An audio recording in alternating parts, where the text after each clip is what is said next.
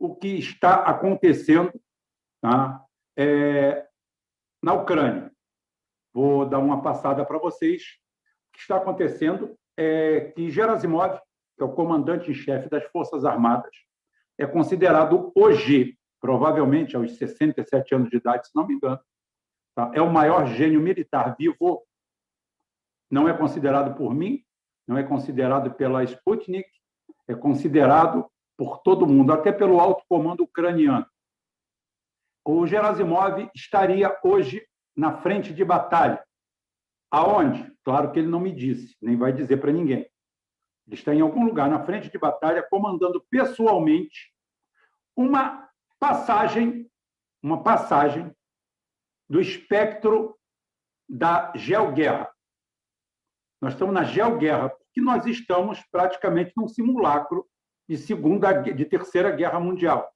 Tem 40 países alinhados com a Ucrânia, usando a Ucrânia e os defuntos ucranianos e mais alguns que eles mandam para lá. Aproximadamente 20 mil mercenários ou mais já morreram, já estão enterrados adubando aquela terra.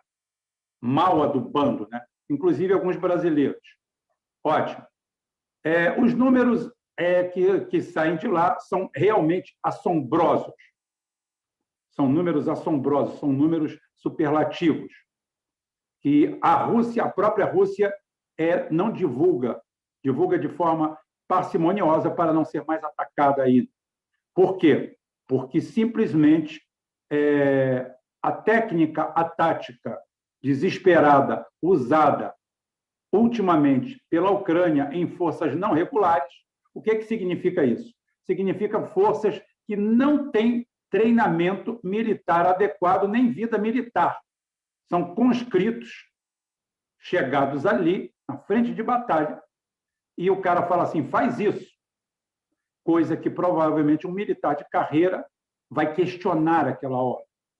Vai haver um questionamento, porque os pontas de batalhão vão falar, isso aqui é um genocídio.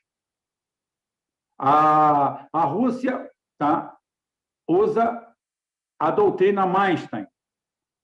A doutrina Manstein, tá, foi feita por von Manstein, foi desenvolvida exatamente na Rússia, só que ele era um general alemão. Há uma controvérsia se ele era nazista ou não, mas, a princípio, ele era alemão. Ele era do exército alemão, tá, da Wehrmacht, e não era nazista. Inclusive, ele foi condenado a 18 anos de cadeia, depois passou para 15, para 3, ficou 3 anos solto, e como boa parte dos oficiais nazistas foram trabalhar na OTAN. Tá? E ele, no caso, foi na reestruturação da Wehrmacht, das Forças Armadas alemãs. Bem, mas a doutrina Manstein, ela é um processo onde você tem pouca gente e você otimiza isso ao máximo, criando barreiras, contenções e direcionamentos. Por isso ela é chamada de defesa elástica.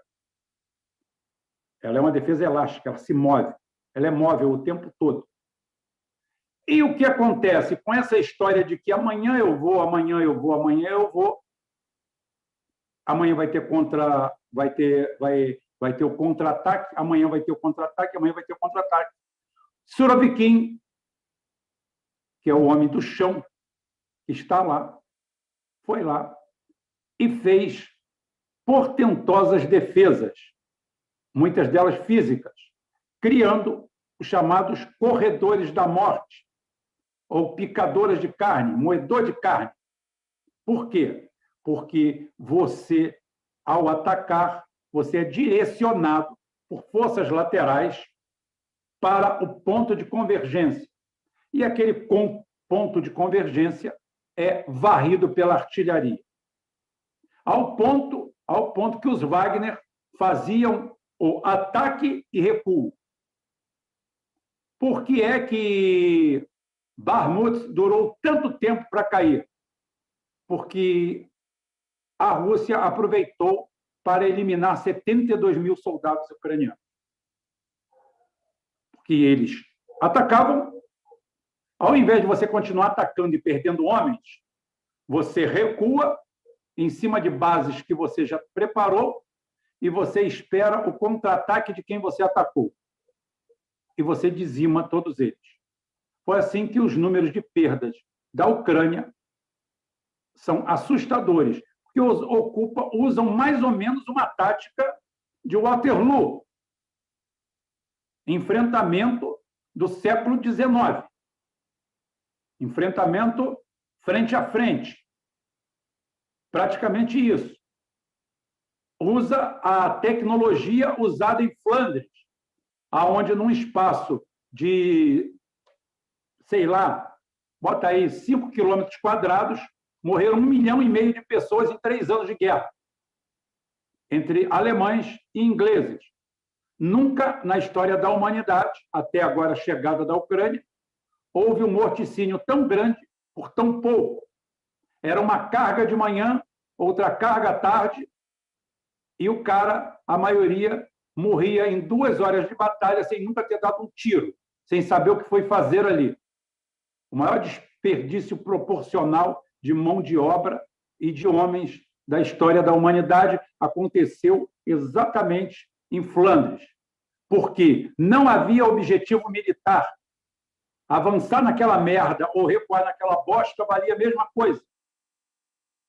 Tudo isso aí é repetido, essa tragédia evolutiva, involutiva, é repetida pelo exército ucraniano. Mas o exército ucraniano necessitava de mortos, necessitava de bandeiras, não só bandeira, mas como bandeiras. Para quê? Para que sua estrutura corrupta, tá? Corrupta de ponta a ponta, dos dois lados da corrupção, precisavam meter a mão em dinheiro. Já tem armamento chegando no México, armamento made in Ucrânia, que deveria ir para a Ucrânia e para outros lugares do planeta, não tenho dúvida. Estão sendo carreados, porque ali em Londres existem pelo menos uns 100 exércitos mercenários. Em Londres você contrata o que você quiser. Uma revolução, uma guerra, uma batalha, o que você quiser. De matar o seu vizinho, o presidente do seu país, você consegue em Londres. Tá? Pelo menos a tentativa. Você consegue do que você quiser em Londres. Inclusive através do SAS, tá? Que é o Serviço Aéreo Inglês, que é o maior e mais completo e mais histórico serviço de sabotagens do planeta. Com certeza foram eles que detonaram a barragem anteontem, que estava estranhamente também, aqui não estão falando de anjos, estava estranhamente desprotegida. Estranhamente desprotegida. Tipo aquele negócio, se vocês fizerem, não vai ser mau negócio para a gente. Porque aquilo ali inunda o Dnieper, a Jusante eu já falei, a Jusante é abaixo da refinaria, Montante é atrás. Monta, Jusa, Montante e Jusante. A Jusante, você tem essa inundação toda, e com essa inundação toda, a Rússia não está podendo ir para o outro lado. Aí eu te pergunto, algum dia a Rússia quis ir para o outro lado? Eles deram um plano estratégico para mim, para você? O que eles estão querendo efetivamente? Eu tento fazer a leitura todo dia e consigo fazer com um nível de qualidade muito grande, graças a Deus, pelo histórico. Desde o primeiro dia que eu cubro a guerra, eu tenho feito um apanhado muito bom, colocado os pingos nos is e mostrado para vocês. Agora, se você me disser exatamente os objetivos gerais da Rússia, eu consigo entender. Desgaste contra o Ocidente, desgaste contra a Europa, a zona do euro já está toda em recessão, os Estados Unidos perdeu a primazia mundial, quem tomou conta da OPEP+, foi a Rússia, como mentor ideológico. O Irã fez as pazes com a Arábia Saudita, algo que tirou o sono de Israel, acabou com o sono de Israel. Ontem, para melhorar, o Irã apresentou um míssil hipersônico, né? Presente, provavelmente, da grande amizade. Os Estados Unidos presenteiam Israel com bombas atômicas e os outros presenteiam os seus países amigos com o que eles querem. Daí nasceu a Coreia do Norte. A Coreia do Norte é a resposta da China e da Rússia a Israel. Vão criar outro país atômico? Por enquanto, não, porque havia muita instabilidade no Irã. Só que, com a eliminação da instabilidade interna, o aprimoramento e a verticalização política do Irã, não tenha dúvida que o próximo sócio do clube atômico é o Irã. Goste os Estados Unidos ou não, gostem Israel ou não. O mundo já não está mais aí para perguntar o que eles querem. Lamentavelmente, isso não se aplica ao Brasil. Nós estamos em plena política, tá, do alinhamento servil, da pior parte possível disso aí, onde esquerda e direita se digladiam. Aqui no Brasil é o seguinte, a gente vê, eu botei no meu Twitter ontem, a gente vê o envolvimento dos Estados Unidos em tudo que é golpe, em tudo que é sacanagem, em tudo que é putaria, com Dallagnol, com Moro, com tudo. Mas, estranhamente, os Estados Unidos é nosso amigo de fé e nosso irmão camarada, tanto para a esquerda quanto para a direita. Os caras envolvidos até o pescoço em tudo, destruindo o tecido nacional, destruindo a economia nacional, mas a gente continua amiguinho dele, pela esquerda ou pela direita, seja com Bolsonaro na linha de fundo ou com o Lula do outro lado, seja pelos republicanos ou pelos democratas. Nos contentamos em ser a mimetização, um cosplay de quinta categoria da luta e da guerra americana. Uma classe, uma categoria que não respeita nem o próprio país, nem o próprio povo. Haja vista 50 milhões de americanos que não têm onde dormir, dormem dentro do carro. O brasileiro acha que o americano é bom demais porque um chapeiro do McDonald's pode ter um Camaro com 10 anos de uso. Que se quebrar, ele quebra junto, tem que abandonar onde ficar, porque não vai ter dinheiro para consertar. Então é o seguinte, o ícone máximo do brasileiro é um carro. Então, como o americano consegue ter um carro, para ele está tudo bom. Ótimo. Precarização, tudo isso aí. 50 milhões de pessoas não têm onde morar. E eles ainda não têm esse know-how, essa tecnologia que a gente tem que fazer favela. Tá? Lá em Los Angeles, não. Lá em Los Angeles, os drogados já estão tudo na rua. Está tudo maravilha. O Estado parece estar acabando, e é o mais rico deles. Então, nós temos isso aí. Nós temos um PIB e meio dos Estados Unidos, não é de dívida pública, não. É de infraestrutura acabada, destruída. Quem botou para mim, quem me contou, foi o History Channel.